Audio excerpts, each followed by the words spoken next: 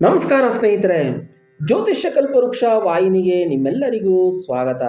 December ತಿಂಗಳಿನ 2ನೇ ವಾರದ ಸೋಮವಾರದಿಂದ ಭಾನುವಾರದವರೆಗೆ ಸಿಂಹ ರಾಶಿಯವರಿಗೆ ಗೋಚಾರದ ದ್ವಾದಶ ರಾಶಿಗಳ ಶುಭ ಅಶುಭ ಫಲಗಳನ್ನ ತಿಳಿಯೋಣ. ಇನ್ನು ಹೊಸದಾಗಿ ನಮ್ಮ ವಾಹಿನಿಯನ್ನು ನೋಡುತ್ತಿರುವವರು ಮರಿದೆ ಸಬ್ಸ್ಕ್ರೈಬ್ ಮಾಡ್ಕೊಳ್ಳಿ, ನೋಟಿಫಿಕೇಶನ್ ಬೆಲ್ ಐಕಾನ್ ಕ್ಲಿಕ್ ಮಾಡಿ, ಮರಿದೆ ನಿಮ್ಮ ಸ್ನೇಹಿತರಿಗೆ ಶೇರ್ ಮಾಡಿ. ಇನ್ನು ಸಿಂಹರಾಶಿಯವರಿಗೆ ನಿಮ್ಮ ರಾಶಾಧಿಪತಿ ರವಿಯು 4ನೇ ಮನೆಯ ಸುಖ ಸ್ಥಾನದಲ್ಲಿ ಇದ್ದು ನಿಮ್ಮ ಆರೋಗ್ಯದ ಬಗ್ಗೆ ಎಚ್ಚರ ವಹಿಸುವುದು ತುಂಬಾ ಒಳ್ಳೆಯದು.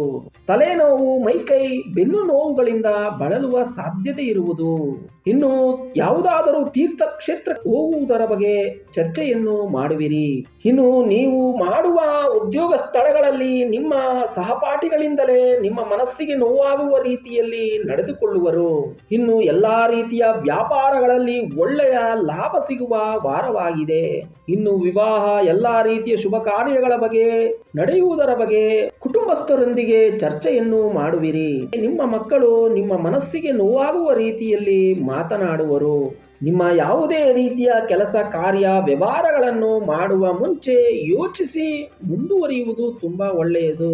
ಆತುರದಿಂದ ನಿರ್ಧಾರಗಳನ್ನು ತೆಗೆದುಕೊಳ್ಳಬೇಡಿ. ಇನ್ನು ಬಂಧು ಮಿತ್ರರಿಂದ ಹಣದ ಸಹಾಯವಾಗುವ ಸಾಧ್ಯತೆ ಇರುವುದು.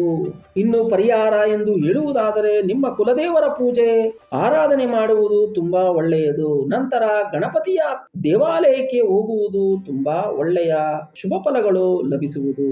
ಮತ್ತೊಂದು ವಿಶೇಷವಾದ ಮಾಹಿತಿಯೊಂದಿಗೆ ಮತ್ತೆ ಭೇಟಿಯಾಗೋಣ. ಸರ್ವೇ ಜನ ಸುಖಿನೋ ಭವಂತು, ಸನ್ಮಂಗಳಾನಿ ಭವಂತು.